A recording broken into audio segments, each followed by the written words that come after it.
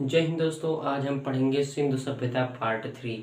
सिंधु सभ्यता पार्ट 3 में हम पढ़ेंगे पोएट्री के बारे में। जो मृदभांड होता है उसके बारे में हम डीपली पढ़ेंगे। तो मृदभांड क्या होता है, सबसे पहले ये जान लेते हैं। मृदभांड एक मिट्टी के आकार का बर्तन होता है। जैसे अब के ज़माने में हम लोग स्टील के या फिर पीतल के बर्तने में पानी पीते हैं, उसी प्रकार पहले के ज़माने में मृदभांड बनता था और वह मृदभांड मिट्टी के बनते थे। तो उस मृदभांड के बारे में हम अच्छे से जानकारी लेते हैं। ये मृदभांड कैसे शुरू हुए, कहाँ इनका अंत हुआ, तो इसके बारे में जानते हैं। तो चलते हैं, सबसे पहले मृदभांड शुरू करते हैं। हेडिंग है मृदभांड। मृदभांड को इंग्लिश में पोएट्री कहते हैं। इंग्लिश में इसे क्या कहते हैं? पोएट्री।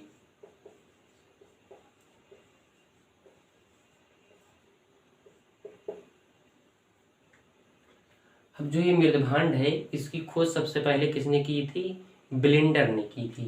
सबसे पहले इसकी खोज ब्लेंडर ने किया था। और ब्लेंडर जो थे ये विदेशी थे। ब्लेंडर ने इसकी सबसे पहले खोज की थी। और जो भारत में सबसे पहले खोज की थी उनका नाम बीबी लाल है। बीबी लाल। बीबी लाल ने भारत में किया था खोज मृदभांड का। और ये मृदभांड सबसे पहले भारत में किस स्थान पर मिला है?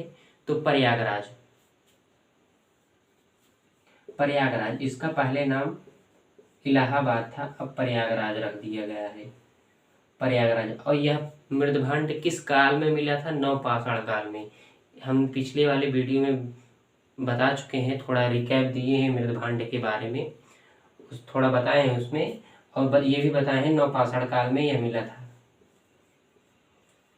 नवपाषाण काल में मृदभांड मिला था सबसे पहले। और यह सबसे पहले कहाँ मिला था? प्रयागराज में, उत्तर प्रदेश के प्रयागराज में। फिर उसके बाद आता है मृदभांड को कैसे पहचाना गया था कि यह मृदभांड ही है, इसके पहचानने के लिए कोई विधि है। तो वह विधि क्या कौन सी है उसके बारे में भी जानते हैं। जैसे चट्टानों के लिए हम यूरेनियम विधि का प्रयोग करते हैं। जानवरों के लिए हम उनके दांतों से पहचान जाते हैं, उनके सींगों से पहचान जाते हैं कि यह किस काल के जानवर हैं। उसी प्रकार हम मृदभांड के बारे में, जैसे अब आदमियों की आयु पूछनी है तो उनसे पूछ लो, बता देते हैं। महिलाओं की आयु 25 से ज़्यादा होती ही नहीं है, तो हम जानते हैं।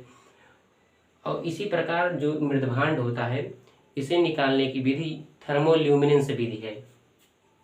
इस विधि का क्या नाम है? थर्मोल्यूमिनेंस। थर्मोल्यूमिनेंस।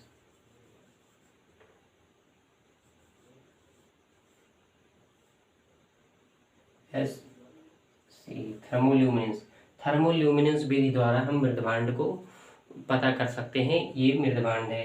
अब मृदभांड, जैसे अगर नदी के किनारे से अगर हम मिट्टी उठाते हैं तो उस मिट्टी का अगर हम मृदभांड बनाते हैं, अगर हम उसे थर्मोल्यूमिनेंस विधि से न जांचकर यूरेनियम विधि से जांचते हैं, तो हमें उस मिट्टी के किस काल में बनाया गया था उसके बारे में नहीं बताएगा, बल्कि उस बर्तन के बारे में बताएगा यूरेनियम विधि से।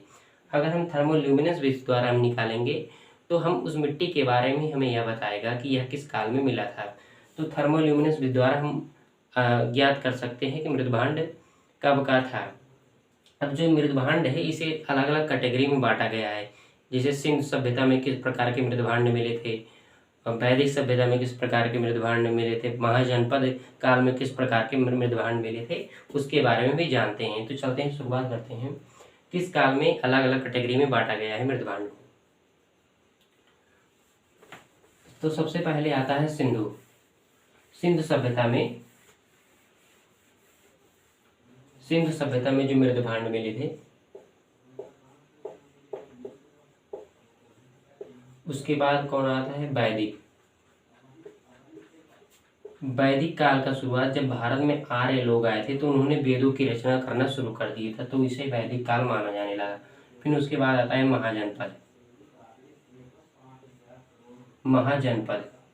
महाजनपद में भी जो मृदभांड थे उन्हें अलग अलग कैटेगरी में बांटकर उन्हें अलग अलग डेवलपमेंट उनका कैसे किया गया, उन्हें न्यू प्रोजेक्ट कैसे दिया गया, उसके बारे में जानते हैं। अब जैसे सिंधु सभ्यता में हम जानते हैं, सिंधु सभ्यता में जिस प्रकार मृदभांड जो मिले थे हम जानते हैं। शुरुआत में हमने बताया था गुजरात में सबसे सिंधु सभ्यता के सबसे ज़्यादा स्थल कहाँ मिले थे? गुजरात में। कुल कितने स्थल मिले थे? 200। 200 स्थल मिले थे। और कुल कितने स्थल सिंधु सभ्यता के थे? 350, लगभग 350 करीब में थे। उसी प्रकार जैसे कि सबसे ज़्यादा स्थल गुजरात में मिले, कितने मिले? 200 करीब। अब उसी प्रकार मृदभांड भारत के सबसे ज़्यादा कहाँ मिले? तो हस्तिनापुर में मिले थे। हस्तिनापुर में सबसे ज़्यादा मृदभांड मिले थे भारत में। और हस्तिनापुर कहाँ है? हरियाणा में, ये सब जानते हैं। और सबसे पहला मृदभांड कहाँ मिला था? प्रयागराज में मिला था। तो सिंधु सभ्यता और वैदिक और महाजनपद में ये जानते हैं, सिंधु सभ्यता में जो मृदभांड मिला था वो गैरिक था, गैरिक टाइप में। गैरिक मतलब बहुत अच्छा नहीं था, सिर्फ जान लो उसमें पानी पी सकते हैं, और थोड़ा उसमें डिजाइन बहुत ज़्यादा बना नहीं था, पर उसमें काम चलाऊ था वो मृदभांड। फिर उसके बाद जब वैदिक में आए तो वैदिक में जो था उसमें हल्का पॉलिशदार आ गया। पॉलिशदार नहीं, उसमें थोड़ा चित्रित आ गया, मतलब उसमें चित्र बनाने लगे, तो ये वैदिक काल में होने लगा चित्रित। फिर उसके बाद महाजनपद में जो था डेवलपमेंट बहुत ज़्यादा हो गया मृदभांड का, तो वहाँ पॉलिशदार बढ़िया उसमें पेंट वेंट बढ़िया से लगा के बढ़िया चिकना कर देते थे, तो उसमें पॉलिशदार मृदभांड मिलना शुरू हो गया महाजनपद में। अब भैया देखिए सिंधु सभ्यता वैदिक महाजनपद, इसमें डेवलपमेंट सीधे होते चले गए। सिंधु सभ्यता में थोड़ा कम था, फिर वैदिक में उससे ज़्यादा, महाजनपद में उससे ज़्यादा। महाजनपद में जो थे राजाओं महाराजाओं का फिर शासन चलने लगा। अब जैसे अपने गांव में होता है, अब भी गाँव में होता है, तो लोटा वोटा लेकर पानी देने के लिए चल देते हैं गिलास उलास से।